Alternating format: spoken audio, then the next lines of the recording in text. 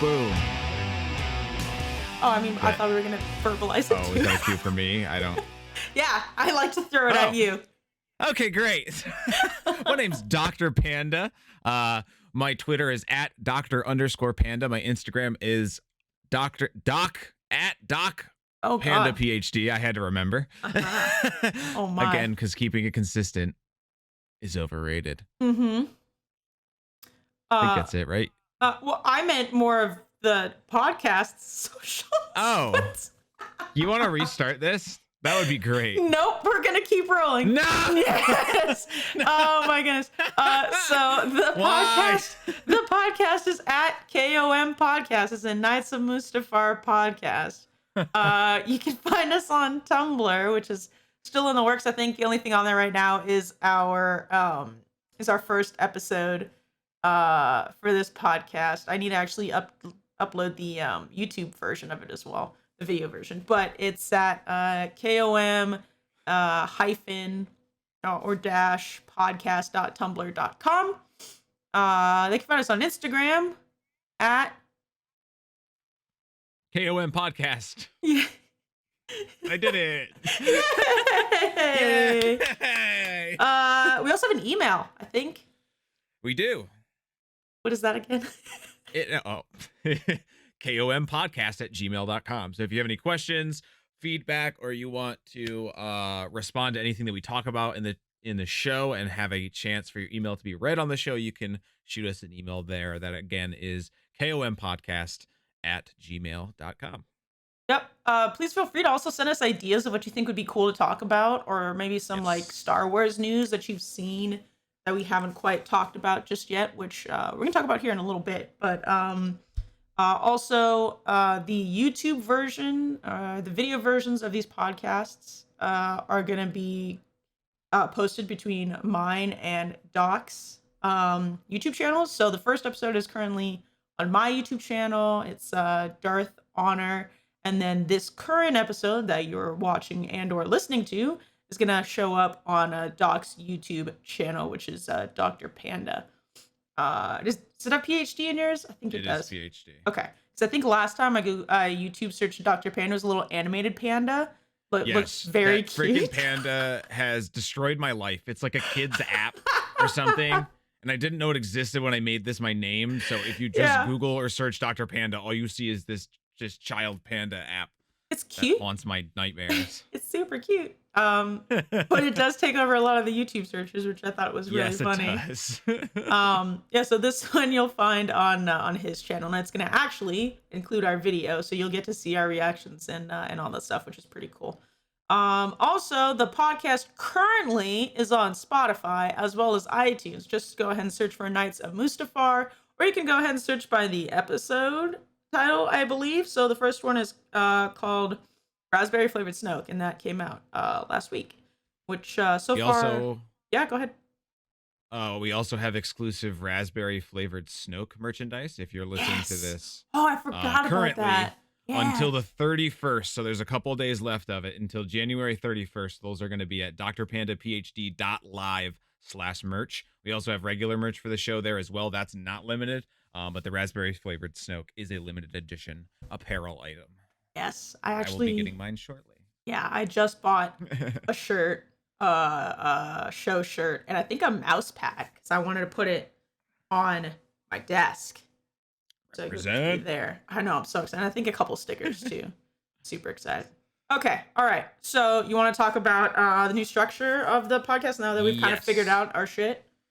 Yes. So, if you listened to the last episode, you probably noticed that almost during the whole thing we should make a podcast. So we had originally recorded it as a special for Honor's YouTube channel, and then we just sort of said, hey, why don't we make this the first episode of the podcast? So the structure of that was I don't want to say rough. It was just it was made to be a YouTube video that turned it unplanned. It made it to be a YouTube video instead of a podcast. Yep. So we're sort of breaking it down now. Still trying to figure out what structure we're gonna do. I think this will change and evolve as we do the episodes. But for now, we're gonna just sort of do this intro thing. When the podcast is older, we won't have to do so much plugging of stuff like that. We can sort of do what we do that, so we can just sort of see, what we've been doing outside of Star Wars and stuff like that. Then we'll go into Star Wars news, and then we have the meat of whatever the episode is. Yep. So Sweet. that's it. Yeah. All right. You want to start out? Yeah, let's dive into some Star Wars news. So first off, we'll talk about Knights of the Old Republic, as in the game, not the once was a movie idea by Benioff and Weiss from Game of Thrones, which I'm still depressed Probably about. for the best. That would have been such a great series, just so everybody is aware. So let's see, what's today? Today's the 26th, I believe. Okay, so 3 days ago, this started. This is, I think, when you and I first saw this. It was trending on Twitter. And I think we both I think actually I saw it and then I sent it to you and I was like, oh my goodness, we need to talk about this in the next podcast. Yes. So this came out on the 23rd. I read an article. It came from Cinelinx. I'll go ahead and put the link to this article in the notes underneath. But essentially what happened was this guy that wrote this article, he has updated it over the past like 4 or 5 years, just with new information about this game. So as in the Knights of the Old Republic remake game.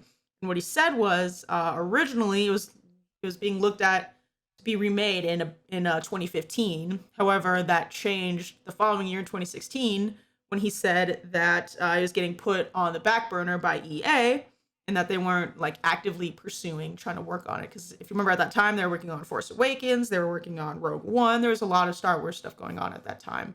I think also Battlefront 2.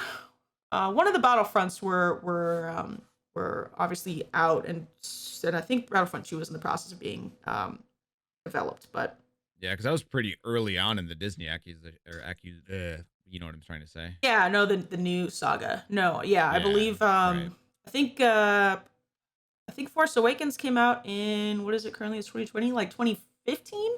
I was gonna say 15. Yeah. Yeah, I think that sounds about right. So right around that time, and then as you can see, they just got super busy with trying to figure out the whole anthology movies that were coming in between the episodes. So it kind of makes sense. And then he kind of pulled from like 2 very specific sources. And one of them said that very recently he heard from them that the KOTOR remake was back in development, and it was quote unquote a remake. But the other source, which I think makes it even more interesting, specifically said that it was going to be more like a sequel. So it was going to integrate, and not like a very strict sequel, but something that was going to pull elements from both the first and second Knights of the Old Republic games, and with the Soule, with kind of the purpose of bringing some of those like traditional Knights of the Old Republic game elements into Star Wars canon, which I thought was really, really interesting because right now we all know that game is not canon. They came out or really anything with the Old Republic isn't canon. Exactly. None of it. Yep. None of it at this moment in time is canon. But I thought that was really interesting. And that's kind of all he had for right now. But I mean, give me your thoughts on that because like I've played both games. I know you said you got through the half of the first one, right? Yeah. Yeah, I played a little bit of the first one. I have not played the second one. But I think I might dive back into this once I get the time, probably around the summer after I start, clearing off this backlog. Yeah. Because I've always wanted to play it, I just haven't, and I'm having issues loading it on my computer, but that's a whole nother thing. But yeah, the Knights of the Old Republic is always something that really appealed to me, but I never really dove into it. So it would be cool to have like a modernization of it, plus to actually make it canon. Like they're going to eventually. It's just so rich and there's so much there. So yeah, I think 100%. I hope this turns into more comics and books, and I would love to see an Old Republic either show or movie or something like that. Even if it was animated, I would be fine with that. But more actual Knights of the Old Republic stuff would be dope. Yeah, and I think in that same article, I'll have to go back. I'll probably add into the news for next week's episode. But I think they mentioned there was I think it was a female director or producer or screenwriter that was talking about. She was actually in the process of writing a trilogy for this, which I was a little confused about because I thought it was just supposed to be the Game of Thrones guys. but it sounded like even though they kind of shit canned wanting to do that, that she was actually the one behind that project. So Oh, interesting. Okay. yeah, so I'll dive more into those details specifically for next week. But so let me move on to this next one, which I hadn't even heard anything about until I was going through this article for Knights of the Old Republic. It's called Project Luminous. And Yeah, you put this in the notes, and I don't even know what it is. So neither did I, which is why this was. I think you're gonna love this. So Okay. I got an article. It was from zero.hu. Again, I'll go ahead and throw the link down below. This article came out on the 3rd of January, so still very, very recent. Apparently, at the 2019 Star Wars celebration in Chicago, it was announced that there was this kind of huge overarching project going on between a number of different Star Wars authors. So, Claudia Gray. I know you started Bloodlines. I'm starting Bloodlines again here in a bit. She also wrote Lost Stars, which is my favorite Star Wars book of all time. And she also wrote a book on Princess Leia, which is also just a really, really good book. So it's between her, Justina Ireland, who wrote a couple of like children's novelizations for like canon, so the current saga. They also had Daniel Jose Older, who wrote Last Shot. That's the like solo book, or the solo timeline book. And then Kevin Scott, who wrote the like brand new Count Dooku book called Jedi Lost, which I just bought. Yeah, just looking into that. Yeah, it looks really, really good, and I really badly want to read that. And then last but not least, Charles Soule, who has written a number of different Star Wars comics, such as the Darth Vader series, the Lando series, and one of the Poe Dameron series. So that's a big hitting list right there of authors, which I thought was really interesting that they specifically picked authors for this project, because according to this article, what this project entails is, so essentially it's supposed to be starting this year in 2020. And the intentions are, and this is in quotes, to make the future of the Star Wars franchise similar to the Marvel Cinematic Universe, since the current movies have a number of flaws, which I know you and I both talked about in the previous episode. How much BS the current trilogy has, because nobody talked to each other. There was no like, nobody went into it with like, hey, let's plan this out from the beginning, like a good production would do. And it just kind of a lot of things fell through the holes in all three movies because nothing really connected that great. Yeah, they just didn't have good handoffs, it felt like. Yeah, exactly. Something we touched on, yeah. So give me your initial thoughts, because I have one more detail after this that I think you're gonna like even more. Okay. Yeah, I mean, I'm all for that. Like, and I'm sort of Googling it a little bit on my own, and it's saying it's supposed to be set pre-Phantom Menace. Yep. So I'm gonna tell you exactly when and what the plot is here in a bit. All right. I'll stop Googling then. Yeah, no, that's like I said, anything to do with anything outside of what we currently have in the canon is dope to me. Yeah. But yeah, I definitely like that they're addressing. I don't know, was that official or was that somebody saying that? About which part? About saying that the main plot had some holes in it or something like that. So that came from a source that I think works at Disney. But this project is official. It was actually announced with those authors at Star Wars Celebration. Okay. So yeah, I was gonna say it's nice of them to acknowledge that, but who knows if that's not officially on the record. But yeah. No, I'm excited for that. Anything that you can turn like the Marvel Cinematic Universe, I think is a good idea, especially for Star Wars. I think I think it can sort of recapture some of that audience that they lost, because how many people have sort of given up on it because of Disney's I can't say the word acquisition. That's what I'm trying to say.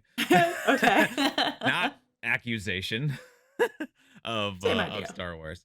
So yeah. No, I thought it was very interesting that they specifically, I mean, MCU falls under Disney, so I was kind of surprised. They killed it with that. Yeah, and so many people complain about how superheroes movies are gonna be like the death of the theater and cinema, but like I don't know about that. That's a little bit of a leap, but I think it's very smart because they have those resources there at Disney, who are very, very confident very successful. It just makes sense. To be honest, it kind of bothers me that they haven't done this earlier. You know what I mean? Yeah, They're but at the same finally. time, I'd rather them learn from their mistakes on some of this stuff, and Oh yeah, I es- 100% agree. especially now that the first half of the MCU is wrapped up too, and they can sort of pull from that. I Yeah. think it's a good time to do it. Yeah, and the nice thing about MCU is they know an entire like 3 to 5 year phase out way early, which is I'm Yep. hoping that's what and you know what? I trust this group of people because it sounds like first of all Claudia Gray is in it. And I trust Claudia Gray Oh, with 100%. pretty Yeah. much any material at this point cuz she's a goddess to me when it comes to Star Wars books. Like all of my favorite Star Wars canon books right now are written by Claudia Gray. So I 100% trust this. But so let me give you an idea about Okay. what it's going to be about because it only gets better. So Ready. it's supposed to be essentially. So I think this is where they pull from the MCU part. It's supposed to be a connected multi-platform story between a group Okay. of Jedi's, set 300 to 400 years before the Skywalker saga. So that's like a Interesting. yeah, that's like a good chunk before the current before the Star Wars that we know.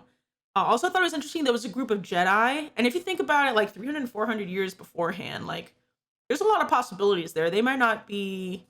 I mean, the interesting thing is we don't really know anything set before Right. Phantom Well, Menace. that's still post. Yeah, that's still post. Bane and post. So that's still rule of two for Revan. Sith. Yeah, Yeah. exactly. And so I think that timeline is like perfect. When I read in the what I read in the article, it said that like different movies, or I don't remember if it was movies, but different um pieces of like maybe it was novelization. I'm not entirely sure. I'll have to go back and look at it, but Okay. it was going to be set between different storylines, like from the Jedi specifically. So you're not going to get them all together necessarily. It's going to be like one character at a time. It's just literally like in the MCU. You'll have the Right. Black Widow movie, you have Thor's trilogy of movies, you have Iron Man's trilogy of movies, and then you have the group movies put together, which sounds awesome. But here's the best part: the plot. This is my opinion. The plot is about this group of Jedi that explore unknown regions, or what were then unknown regions of the galaxy, and conflict with, and this is in quotes, the darkest being ancient evils, unquote. And then in like question marks, it put Sith gods, which sounds sick. I might have something for that when we get into our bonus episode that we haven't mentioned that we're doing. Oh, okay. So then let's not talk too much Put a about it pin in because that. I'm very Yes. curious now, which Yes. is dangerous. Do you have anything else for Project Luminous? It's Oh, very that's exciting. awesome. I like the idea of doing that because Yeah. I've always wondered, what the next step is, and I'm glad they're sort of getting ahead of it, Mm-hmm. rather than waiting for forever. But yeah, no, that sounds dope. I'm on board. Yeah, I think this is pretty much a win-win situation because anything that you Mhm. plan out in advance, it's I feel like it's a lot harder for it to be unsuccessful. And I think that was their biggest struggles with Yeah, the Skywalker saga is that's nobody where it planned it out in failed. advance. Right. Yeah, had it just been, and it was still like the for me the three movies were like still obviously monetarily very successful, Mm-hmm. but like if you just put Yeah. that time into like the background of it, just imagine how much more we could have gotten from those. So Yeah, and the thing too, you know, e- even if you just slate out possible titles or possible storylines, so think out even with Marvel, like starting in like phase 2, they had mapped out what is now Thor Ragnarok as yep, Planet Hulk. And then yep, they obviously couldn't do that because of licensing and they sort of mixed around, but then they took that story and they blended it in. So even if you got to change it, you still know roughly where you want to go. yeah. Well, that's the most Which I beautiful think part is if you have things planned out in advance and shit gets kind of messed up while you're going through it, you still have plenty of time to fix it before you get around to making the movie. You know right. what I mean? That's where the current trilogy I think struggled is because they didn't plan it out in advance, and then when shit got you know fucked up because of going from one director to another, they didn't have the time to fix it. They just Yep. dealt with what they had, and it was messy.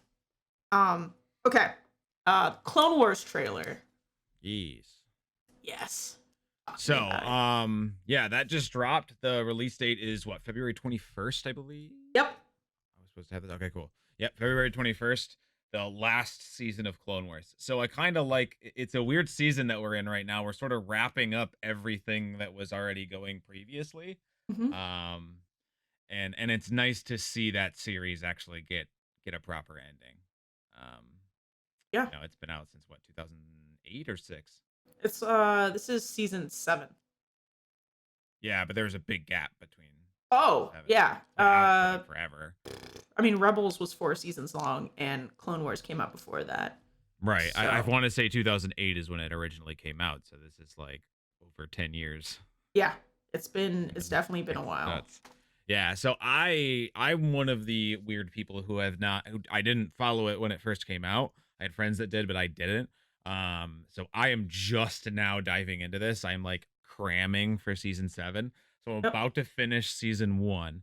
I've also never seen Rebels, so I'm trying to get that in there because I know there's definitely some Rebels stuff Yeah. in the season 7 because I know there's a couple characters like younger versions of them are seen in the background and stuff Hmm. like that. But yeah, it was a really good trailer. I'm really excited. In the posters and stuff that they've put out for It looks this, so good. Yeah. it's so good.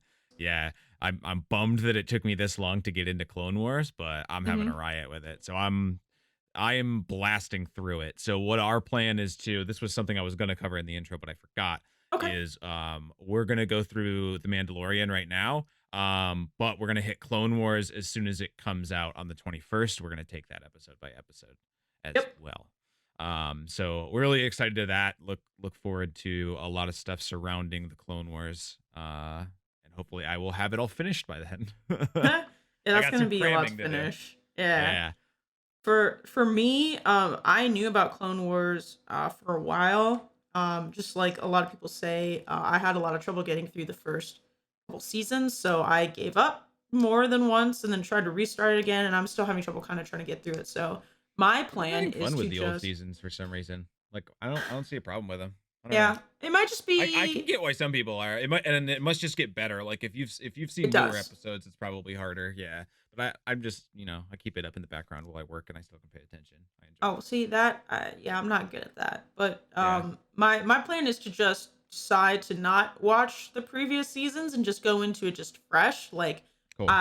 just see kind of what happens and be kind of a different perspective, essentially in comparison to you, which I Yep. think will be It will be your interesting. guide. I just for the trailer specifically, I thought it was interesting that it was narrated by Darth Maul. Yeah. And for me, I just wrote a couple notes about it. Nothing too crazy, but it Mm. seemed like it was going to be super heavy on two particular characters, Darth Maul and Ahsoka. And Ahsoka. Yep. Who Ahsoka is actually my favorite character from the Clone Wars and Rebels. And you don't see her like a whole lot in Rebels, but there's also a great book on Ahsoka. Damn it, I forgot what her name is, but it's very good. It's canon, and Yeah. I I'm just looking to dive more into her because I never really even she is such a obviously heard of her. badass. Yeah. She's very much underrated. She's probably one of my favorite characters in the entire Star Wars universe. But I like that it was super heavy on her because one of the biggest criticism I had from trying to watch Clone Wars is that she was super annoying, which really Yeah. bothered me. But as she grows up, and I think even further on in the Clone Wars series, as I've been told, she kind of grows into herself more. Yeah. It I can seems see that. less helpless, which I mean, it kind of makes sense. She's just a Jedi in training, so I get it. Mm. Um, but yeah, the one quote that stuck out to me was it came from Ahsoka. It was that we're trained to keep the peace, not be soldiers. Soldiers. Yep. I Yep. thought that was really interesting. Cool. I don't have anything else for Star Wars news. Yeah, the only thing I will say is I hinted at it earlier. We're gonna do a bonus episode, so keep an eye on pod feeds after this one. Yeah. We're gonna do an episode specifically on there is a leaked script of Colin Trevorrow's initial writings of episode 9. So I'm going to deep dive into that because I have a summary of the entire script and it's really interesting. But it's too big to fit in this and still cover Mandalorian. So we're going to do it as a bonus episode, should come out right after this one. So for those of you who really want to dive into that script or hear what it could have been about, that episode will be coming out right shortly after this. So yeah, that's really cool. I'm really excited to do it. So yeah, and I have no idea what it's about. He purposely Yep. has kept me in She's the going in dark. blind. I haven't looked at it, so it's gonna definitely be interesting. I want to ask if I'm gonna be angry or excited, but I'm not even gonna bother asking that question. I'm just All gonna right. go 100% blind. Cool. All right, let's go talk about our main topic for this episode, which is gonna be The Mandalorian chapters 1 and 2. We're gonna do 2 chapters each episode until, and we've timed it perfectly, luckily, so that we're done with all of season 1 of The Mandalorian right before Clone Wars comes out. Yep. So I mean, I'm kind of bummed that we couldn't do it like as it was coming out, but yeah, obviously we didn't have this planned or anything like that. So we're sort of playing catch up with the Star Wars content, but I really wanted to hit on Mandalorian because. but guess what? They already approved season 2, so when season 2 comes out, guess what we'll be talking Yep. about every week, which is season 2 of The Mandalorian. So Baby Yoda. Oh, okay. I don't call it baby. We're gonna get into that. Okay. Do you want me to start off with Mandalorian chapter 1, or you want to hit it up first? I have a lot more notes on chapter 1 than I do chapter 2. Sure. I have just some interjections on stuff like that. So yeah, you want to hit it out? You want to set the scene for us, and then I'll interject with what I have. Sure. Okay. So Mandalorian chapter 1. The first thing that I remember from watching this is like their intro. So you know how Marvel, when they open any movie, they got that really cool like comic book scroll of like all the characters, then it turns out to make the Marvel logo. You could tell Star Wars were trying to do something pretty much exactly like that, but I liked their version, which was just showing all the different helmets and coming in with like this blue and red like lighting on it. Very simple, but it was pretty badass. Like I wasn't really expecting that, and I think that was a cool way to open up like this is Star Wars. It's not going to come to you in the format that you're used to, but it was nice that they added that touch. I was kind of almost expecting for there for also to be a crawl, but it doesn't really make sense with kind of these short episodes, which I got. Yeah, and I think I have a feeling they're gonna start getting away from the crawl because I feel like the crawl maybe they want to be a Skywalker saga thing. I don't know. Or Maybe just no, because they did it for Rogue One also. And wait, no, they didn't. No, they didn't. No, they didn't. That was like the one criticism I think I had about that movie was they didn't have a crawl. But yeah, no, you're right. I was fine with it. Yeah.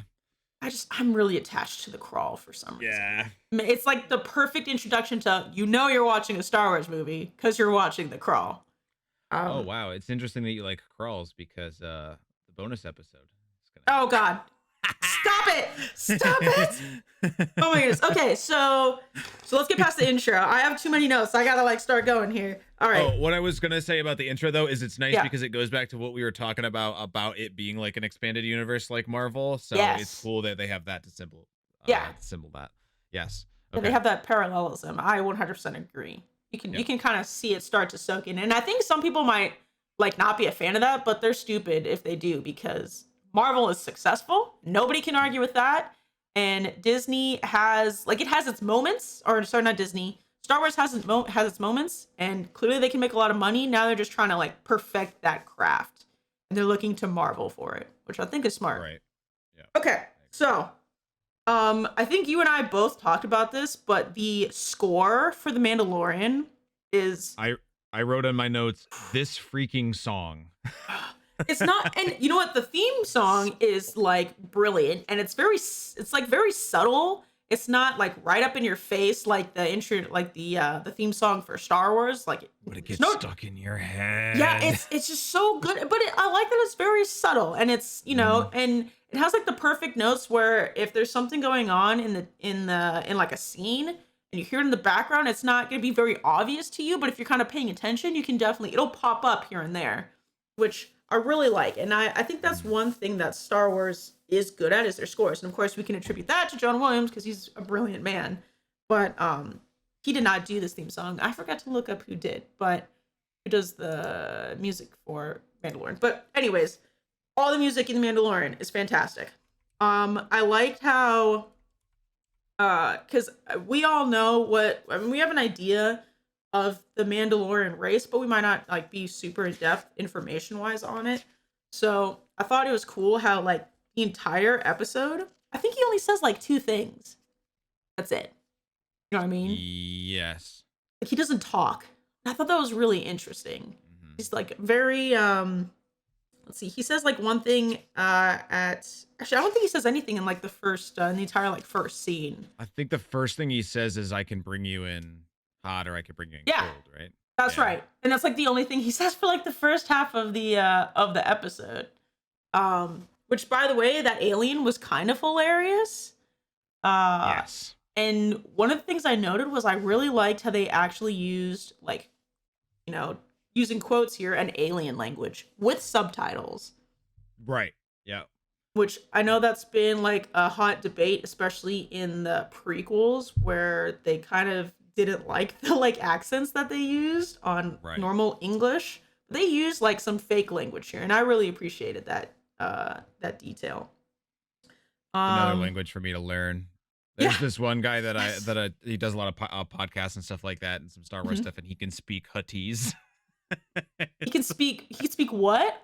Huttese, so Jabba Like the Hutt's Jabba the Hutt's language. language? Yeah, Oh my goodness.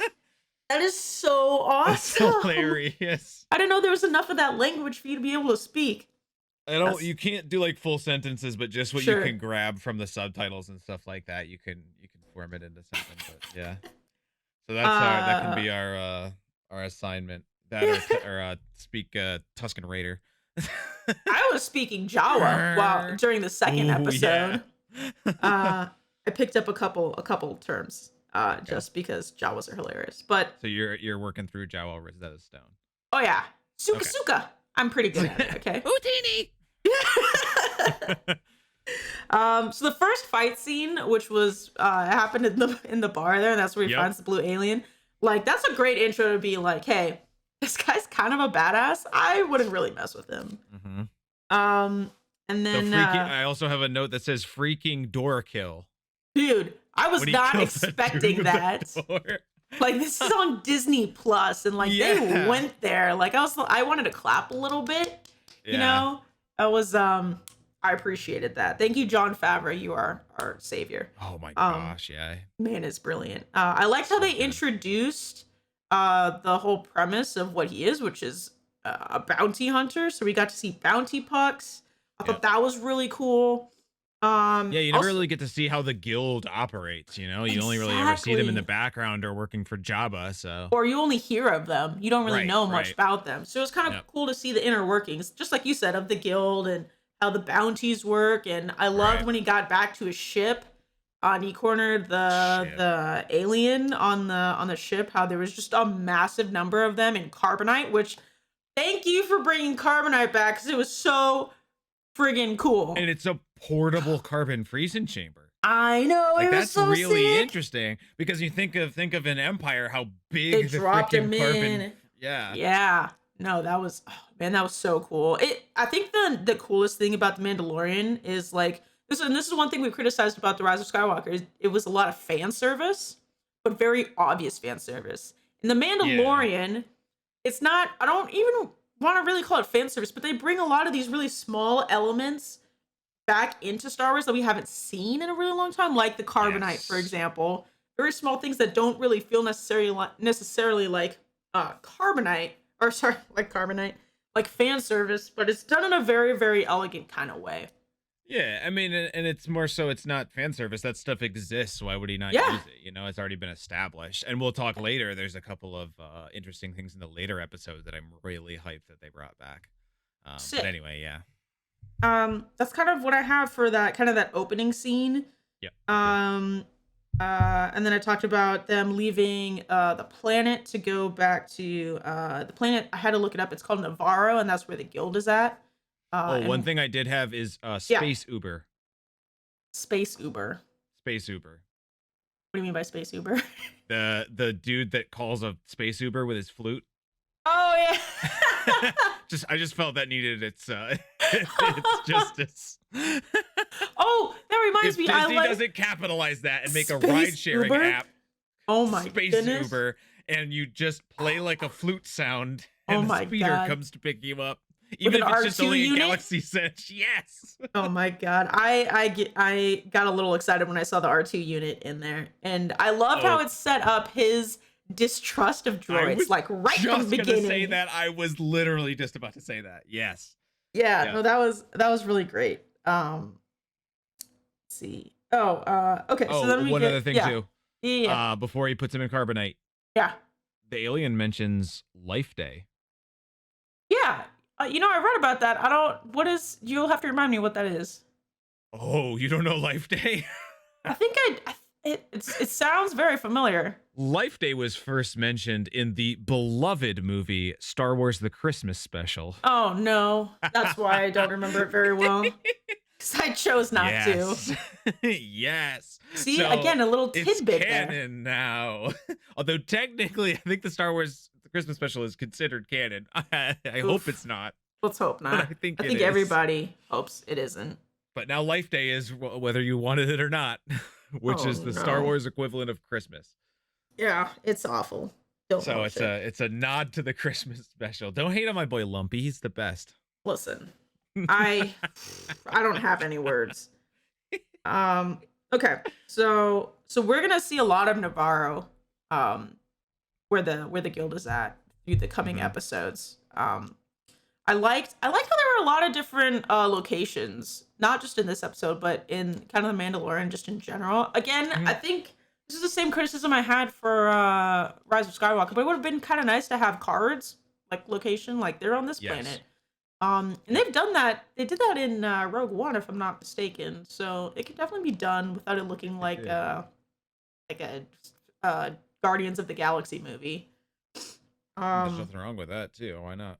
Yeah, I mean, you Nice want us to like know what's going on. It would have been nice for it to Especially when say you're constantly Mars. using snow planets and desert planets, I and you know. don't want them to be Tatooine and Hoth. Then tell Yeah. us what they are, because otherwise they're gonna be Tatooine and Hoth. Yeah, because I had to go up to Wikipedia to be like, where the hell are they right now? Where is this? Yep. But so let's talk about him walking into the bar where he meets the I don't know his name, but the lead, like the guy who gives him essentially Yes. bounties. I have his name up here. Oh, It sweet. is Grief Karga. That's right, Grief. So I think my first impression was I thought it was interesting how every single person in the bar turned to look at him as he walked into the bar, and it kind of gave this and it kind of gave a couple different impressions, like A, this guy is clearly not to mess with because everybody's just watching him walk in, and or B, he's a Mandalorian, and they clearly I mean, obviously the Mandalorians are very underground, like right underneath their feet in this like town. But I thought it was really, really interesting because he's out and about more so than it seems like the other Mandalorians are. Right. And it was really cool how he just like plopped all these different fobs on there and like, give me your next job. And Grief is just going through like, these are all 5 of the same things, and then I have this. And Mando was just like, this is how much are these gonna pay for? And then he brings out the job. The job. And unless you have something else to say about this bar scene, I have like 2 comments about when he goes to see the client. the clients. I like there's like a the in front of everything in this scene. That's literally what he's credited as. That's what the character's name is. The Oh, Client. really? Yes. Oh, that's hilarious. Yeah. Played by Werner Herzog. If that's not a German, I don't know what is.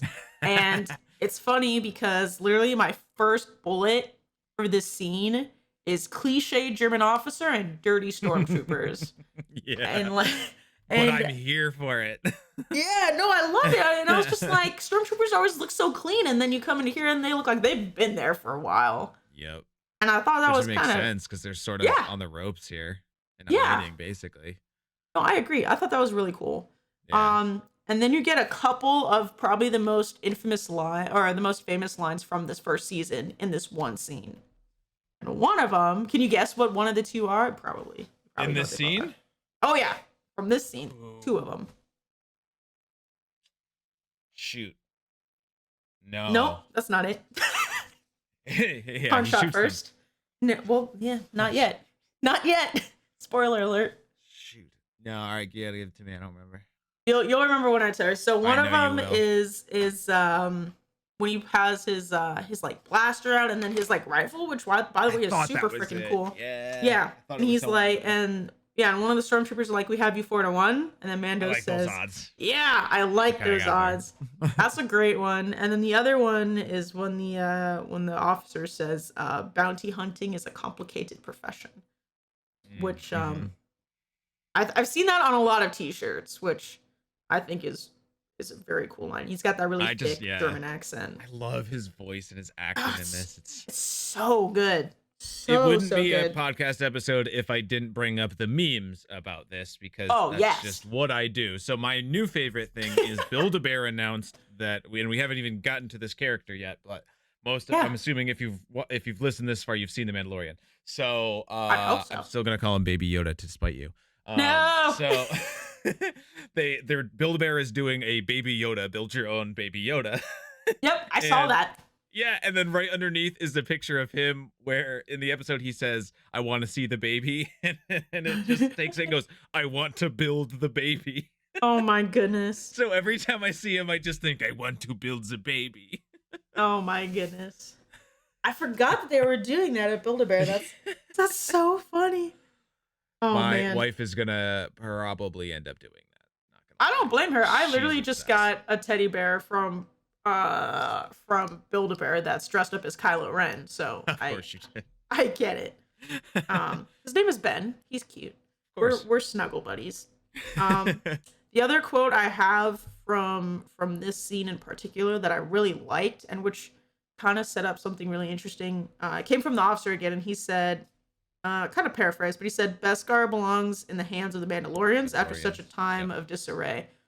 And obviously, Beskar is what makes it's what makes him turn into Captain Phasma. It's super shiny. But I thought that was really interesting too, because then you see in the next scene when we get to the like underground Mandalorian kind of strong. I don't even know if we could call it stronghold, but it's essentially like their hiding place. Sure. Mm-hmm. And he goes to the she's not a blacksmith because she's like an armory. She is the armorer, is what she is credited as. Okay, the armorer. Played by Emily Swallow. Oh, she's so good. Oh my goodness. She's probably one of the most memorable characters in this series for me. She was in the new Castlevania series on Netflix too. She was a voice actor. They have a series like after the video game. Yeah, that came in a while ago. Yeah, season 2 just came out. I don't know that. Oh man. Okay, I'll have to look that up. But yeah, and she says something about Beskar as well. Like, well, we're even though it has the Empire symbol on it, you know, she says something like, "We're glad to have this back in our hands." It reminded me a lot of all that's left after the siege, I think, is the line that she says, right? Yeah, exactly. And it kind of reminded me of Vibranium for some reason. From Marvel, like it belongs to the people of Wakanda, or in Star Wars, you know, whatever. And other people try to take advantage and take it, but I think I didn't really see this until the second time I watched it, which was last night, when he walks down into the tunnel. Even the little kids that run past him are wearing helmets too. Did you notice that? Mm-hmm. I didn't notice that the first time. I did notice that the first time. Yeah, everyone down there is wearing a helmet. Oh yeah. It was, oh, man, that was super cool. And that's where they really established them, you know, not taking their helmet off. Yeah, and I think you don't really get the seriousness, at least for me, like the first time I watched this series, I didn't get the seriousness of the whole point of the helmet until like further on in the series. Right. It didn't like hit as deep. Oh, okay, so I'll wait, I'll save to the end. Oh, okay. I'm almost done. Okay. I think next, after he gets the like shoulder part all placed on him that was made from the Beskar, they go to, how to look this up as well, Arvala 7. Yep. And that's where he goes to find the asset, I think, as they call him. We find out. Yeah, I think that's what they call him from the beginning. Mm-hmm. Yeah. And that's when we find out he has a flamethrower like Boba Fett, which was pretty cool. Or is it Jango Fett? No, it's Boba Fett, I think. And then we meet the Urgnot. Fuck, I remembered what it was, and now I just forgot. Urgnot. Okay, Urgnot. I don't know how to pronounce his name, but it's Quill. Okay, Quill. Played by Nick Nolte. Oh, cool. You even have the actor's name. Look at you. Sure do. A true Prepared. professional. And then we get the famous line, "I have spoken," which I've already started saying in my day-to-day language. So Wait. That's the ender. what? That's how we end it. I have spoken? Oh. Yeah. Oh. We Oh just my found God. it. Brilliant. We knew we were going to figure it out too eventually. Yes. Oh my God. You're brilliant. That's actually hilarious. I like how he's just a very authentic, kind of honest character. You know, like he just wants his valley to be safe. So he doesn't care who does it. He'll help him. He doesn't want to get paid. He just wants it to be safe. I like that. He wants half of the blurg Yeah. payment. The blurg scared me from the I love his beginning. voice and his accent when he says blurg. Yeah. It's like, impossible to cross without a blurg guide. it's a little guttural, or it was funny. I definitely actually noticed that. You also get a reference here to the mighty mythosaur. Yeah, I did not know what that was. I actually retained that a little bit more the second time watching it. Yeah. Do you still not know what it is? No, I didn't look it up. So that's the bones that the Mandalorian symbol is. That's the skull of the mythosaur. Oh, So in this, it's that is strange sick. because it's strange because he says they ride it, but Right. in older texts, in books, I believe in Legends. Rebels and Clone Wars, I think even this has been Oh. established. I think it's canon, but I don't know 100%. Okay. They fought them for training, and they basically Oh. made them extinct because the Mandalorians killed them all. I did not know that. So that's what so that. the mythosaur is that skull that you see. That's why they Yeah. take it as their sigil. Yeah. That's their logo. Yeah, so that's the mythosaur. Cool. Okay. So there's Mythosaur. never been official art. There's been like some concept art and stuff like that, but none of it really fits with that skull. Yeah. So yeah, that makes it's sense. interesting. It'd be interesting to see how that plays into it. I would love to see more of the mythosaur. That would be season really 2. cool. The fact that they even mentioned it, I think, is kind of the nice thing about Jon Favreau. He doesn't just leave things to sit. You know what I mean? Like he'll mention things and then actually bring it back. He'll actually follow through with these little details that he leaves. So I kind be of on hope the you're lookout right. for the mythosaur.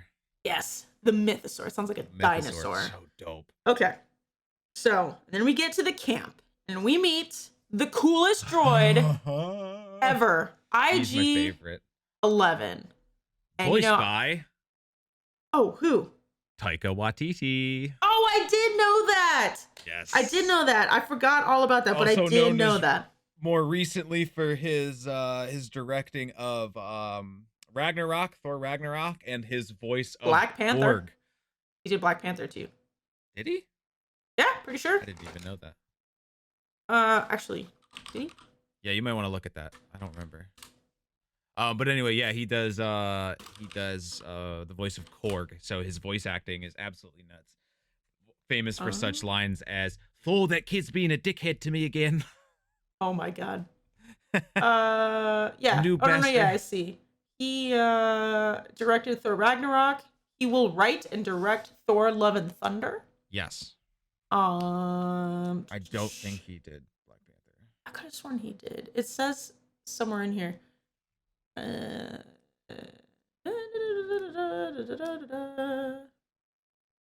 There's a lot of different words in here.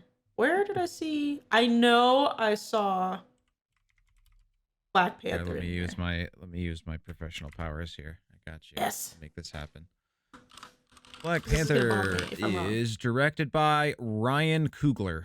Oh, that's right. Yes. Okay. Well, my fault.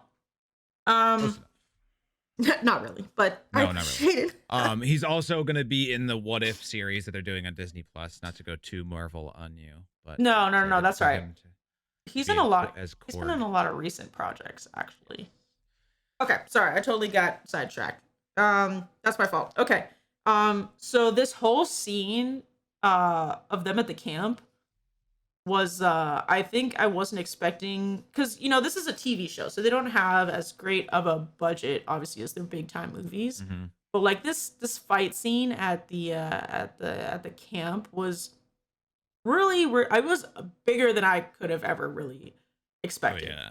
from a TV Well, series. and it really sets the tone for what you see later on. Yeah, we got like a great amount of action, and not just that, but like, you know how like in any action movie you get some like really cheesy dialogue in it. Mm-hmm. Like this was it felt kind of like real, but it was kind of funny at the same time without it being cheesy. Like the back and forth between Mando and IG-11 was just it was really funny. He kept wanting to self-destruct. He's like, no, don't do that. I cannot be captured. Oh my goodness. Just an IG was just really, really cool. So good. I'm so glad they got Taika voice acting that. He's so good at voice acting. Yeah, There's like nothing I did not that know. man can't do. Oh my god. Honestly, that man is very, very talented. He should they could give him a Star Wars project, probably destroy it in a good way. There is rumors. Are there? That actually wouldn't surprise me in the slightest. Disney's got a lot of money. Yeah. Throw at him. Yeah, and he's already done. 'Cause I know he's doing a lot with Marvel, but I would not be surprised if his name pops up somewhere along the lines. Yeah, no, 100%.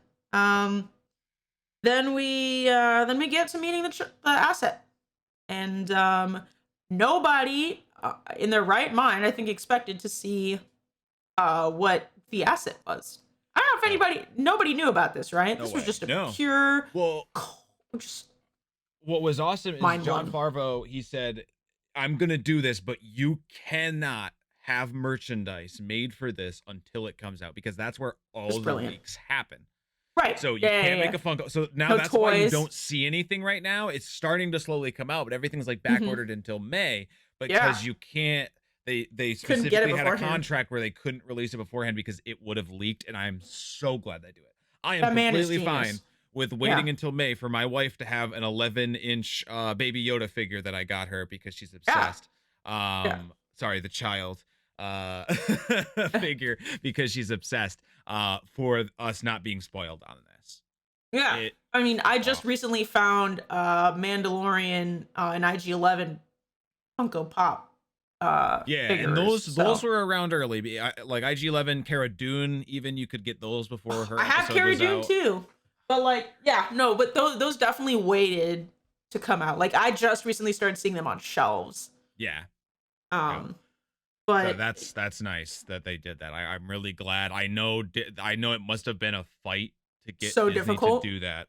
Yeah. But I'm very glad that that's a fight that they won, because I did not want to be spoiled of that. And I feel bad for anyone who didn't watch it day one, because that blew up on the internet.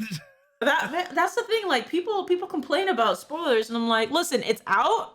If you didn't watch it, you either didn't care enough to watch it and not be spoiled, or whatever. But I don't feel sorry for you. I'm gonna talk about it. Every time there's a movie I care about, I have to see it on release, because I can't get spoiled. I can't. Yep. The only time I get annoyed is when spoilers come out before something is released, because I don't have the chance to see it in time. Right. But even then, like you kind of have to know. Like spoilers come out when social media goes to see premieres and stuff. Right. So stuff gets leaked. But anyways, Baby Yaga. I call him Baby Yaga. Why do I call him Baby Yaga? First of all, because he's not Baby Yoda. He is not. Actually, we're assuming he's not a descendant of Yoda, but they come from the same race, which we did not know anybody else from Yoda's race existed, which is why this was like so like fucking mind-blowing. We did. See, episode 1, Phantom Menace, you have Yaga or Yara or whatever the heck his name is, with the hair. She's on the Jedi Council. Oh, okay. Fair enough. Somewhere. Yes. There was a couple of them in comics and stuff like that. So there are very few, but there are some.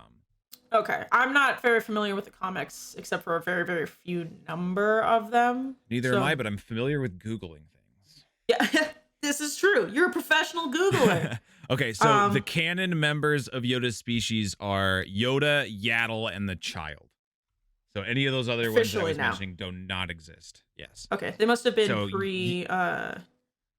Yaddle is the one. You only ever see her in Phantom Menace. I forgot about her. Yeah. Yeah, and she's a Jedi Council, and she dies like right after that. Okay. But she's basically Yoda with a perm. Yeah. but that was the interesting thing about his species is it's very, we don't know anything about them. We don't know what they're called. We just know that they can get really friggin' old. Yep. And for everybody. I think it was really cool to see us taking or Jon Favreau trying to take advantage of a very, very famous character, and not take advantage of in like a negative way, Right. but try to shed again. And this is why you and I have talked about needing to expand the universe. We follow it. We bring in a new character that we know a little bit about, but not really, and we're trying to expand kind of our knowledge on that species.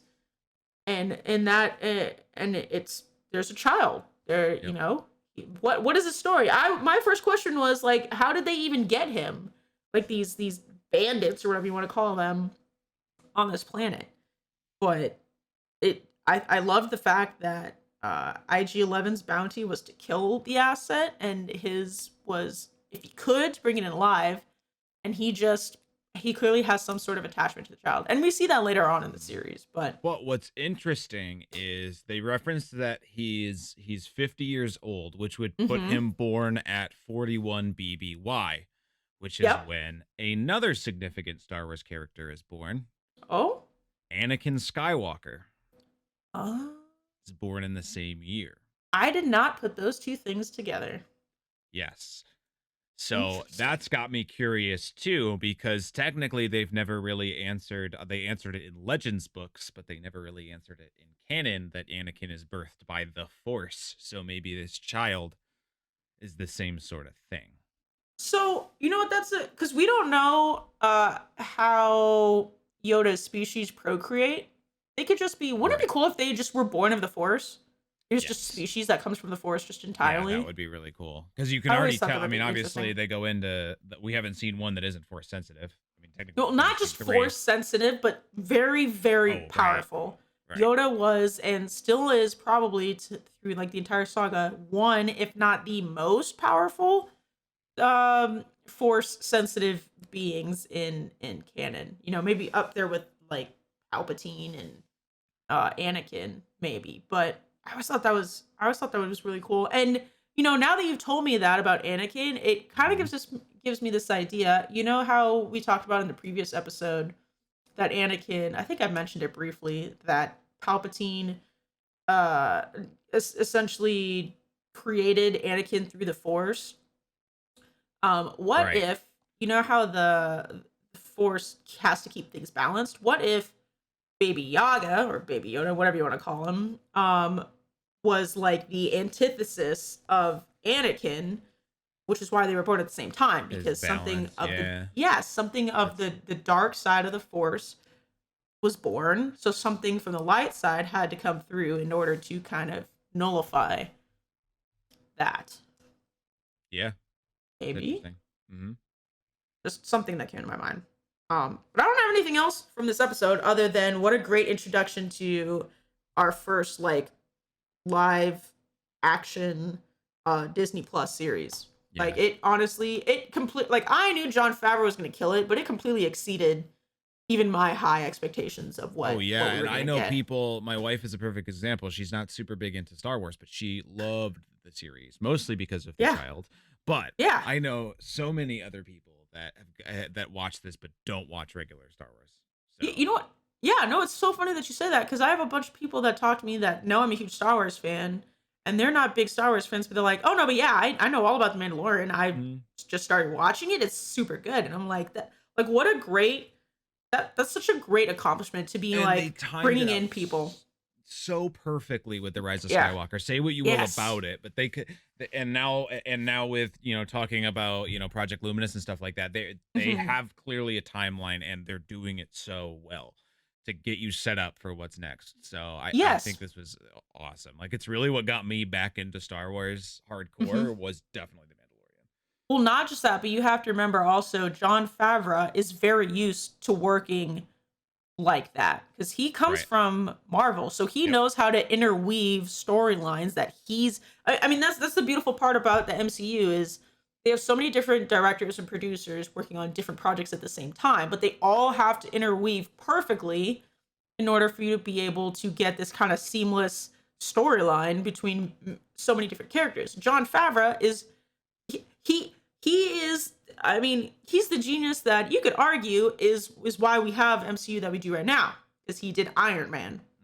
So the way I like to think about this is that, he might be kind of one of the first stepping stones that are kind of helping to develop Project Luminous. Maybe not like directly, but he's giving them like this idea or this, concept that, hey, this could be so much more than what we currently have. Like this could be not just successful, but this could be a very authentic and very, I don't know, like I can't really think of the word, but this could be a whole different entity if you do it right. He's the man for that job, though. Oh, another piece of who's directing, who's doing what. This was directed by Dave Filoni, who also is a writer for Clone Wars. And he did Rebels. Yep. That man is also a genius. I love Dave Filoni. I think a lot of people will say that he's probably the most well-versed in Star Wars lore, which I always thought was really interesting because when you watch Rebels, and obviously you've seen more of Clone Wars probably than I have by now. Yeah. But he brings a lot of great, like expanded universe stuff he kind of reintroduces it into his animated series, and grown adults watch his animated series, so he's damn good at his job. Right. Like, can you? He's insane. Yep. Do you have any final thoughts for chapter 1? I don't. All right, I'll let you. Sorry, I had so much on chapter 1, but chapter 2 is only 30 minutes long, so. Yeah, I don't have a lot on chapter 2, and I think it's good because we're getting a little bit. We're at an hour right now, time wise, so I don't think there's a whole lot to go over for chapter 2. But chapter 2 is titled "The Child." It is directed by Rick, and I'm gonna butcher this last name. Famuyiwa. I can't pronounce it. It is spelled Famuyiw. Okay. I had never heard of him before this. He's directed a couple different. He's best known for producing the movie Dope, which I haven't seen. Okay. Which is really interesting. So he does this episode. He also does episode 6. Oh, okay. Yes. Okay. So then why don't you run through kind of what you have for this episode? Because like again, I said I don't have a lot, and it's pretty short, relatively. I really speaking. don't either. So I'll read the plot just so we can sort of get remembering it. So after fighting off some bounty hunters who were tracking the child, the Mandalorian returns to his ship to find it scavenged by Jawas. Quill directs him to trade with the Jawas in order to get the parts back. The Jawas demand to retrieve the egg. The Mandalorian enters the cave. He discovers it is the nest of a giant horned beast that attacks him. It reminded me of the one from Attack of the Clones in the like Coliseum. You know what I'm talking about? Yeah. When Anakin, Obi-Wan, and Padme are in there. Right. Reminded me of that. Yep. And that's actually what it says. It's a reference to it, the Mudhorn. Yep. Oh, okay. I did not know that. Okay, cool. It says it mirrors the arena fight with the beast. Oh, that man's genius. Yep. I got that. It also says there's a reference to Indiana Jones when the Jawa steers the massive tank into the side of the canyon while forcing the bounty hunter to quickly jump. Right. Oh, I didn't know that was on purpose. Oh man, that's cool. What is that? Temple of Doom? No. Raiders of the Lost Ark. Yeah, it's either Raiders or it's Last Crusade. Oh man. Okay, so then what do you got for this episode? So I didn't write anything down. I just did them in my head because this was short and I didn't have a whole lot for it. So I want to try to stay in order, but the things that really stood out to me is, it's cool to see Jawas again. Yes. That whole scene was dope, him fighting them. This is also the first time you see, I believe, the baby use the Force, right? Yes. Oh, at the end. Yeah, okay. Well, so kind of, because I think in the previous episode, I think I took note of it. Yeah, so in the previous episode, towards the end, when let me see. Yeah, so in the previous episode, he's injured. Mandalorian is injured, I think, and then no, sorry, it's this one in the opening scene.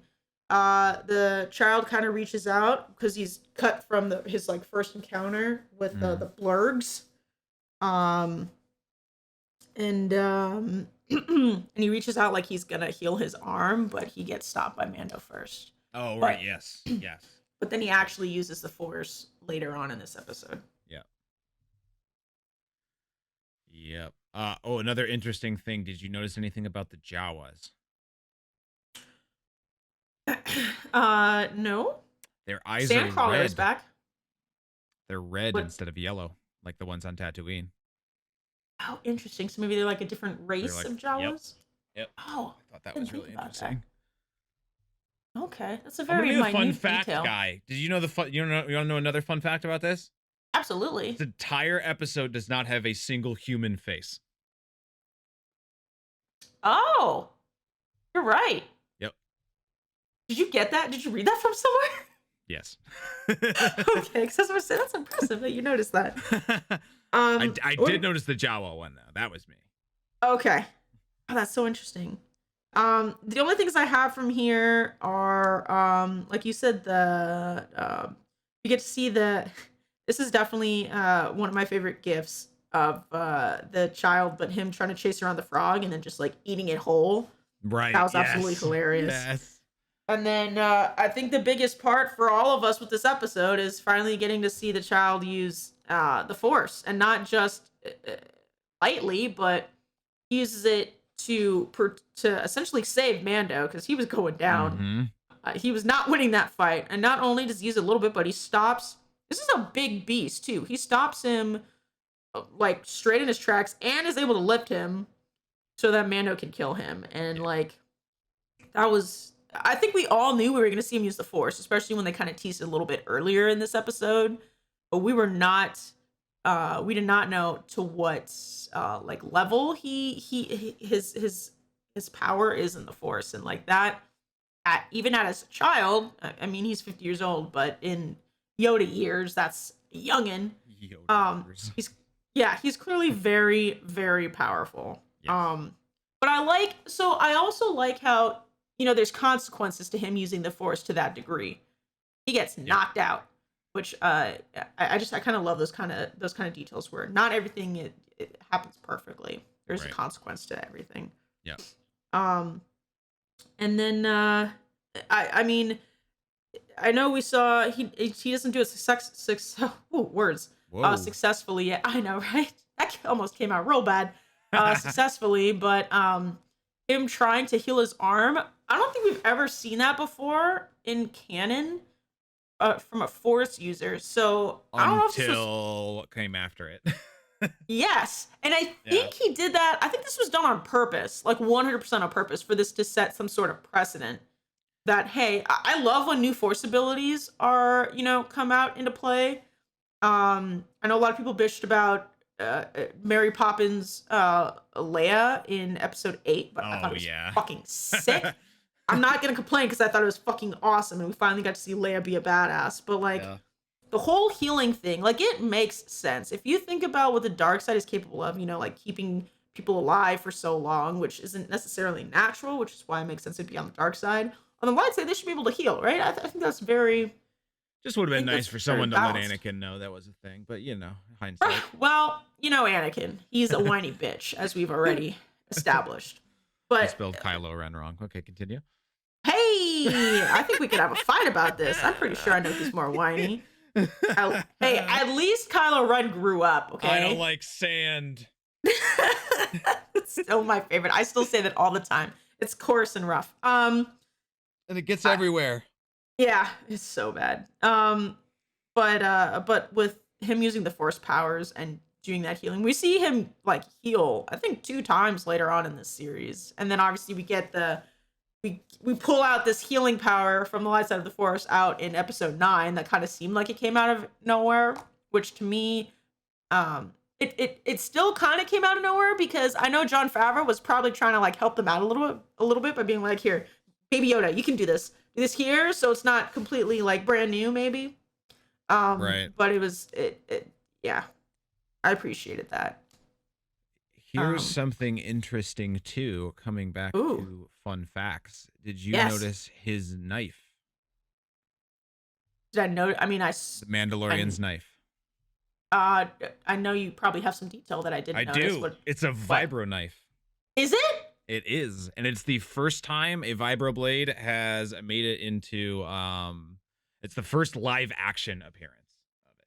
And we'll see another one later. Spoiler alert. Woo. Yep. This is the first time they've ever been seen on screen, which is really cool. How do we know it's a vibroblade? Because we don't really see a whole lot of details of it. I think it's just because it matches it. Okay. I don't know. Yes. I'm assuming I'll do more research, so keep an eye on that for that last year. We could tweet that or something before I go out and saying that. But that's what I'm reading on this trivia page that I have up. So yeah, I'll look more into that. Okay, interesting. Okay, I don't have anything else for final thoughts except it was short but a lot of action. The Mandalorian is very action packed without it being, it's also got great content though, so it's not just your action-y type of TV series. It's got a lot behind it.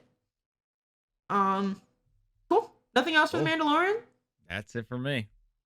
All right. Well, you can find me, Darth Honor, on Twitter at Darth Honor. You can find me on mixer.com/Darth Honor. You can find me on Instagram at Darth.Honor. And this is honor spelled the American way, not the British way, because I know people try to spell my name with a U in it. And no.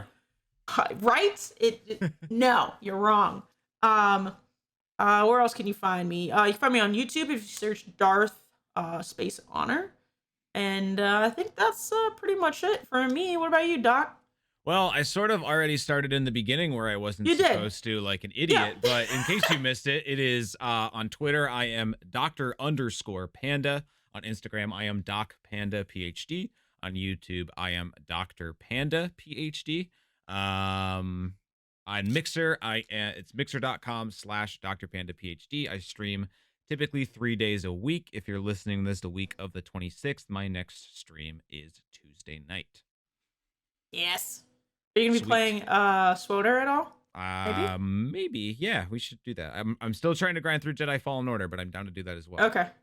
Yeah, I'd love to play some Star Wars: The Old Republic with you. That'd be a lot of fun. All right. Well, hopefully we're gonna telepathically read what we're gonna do for this ending part.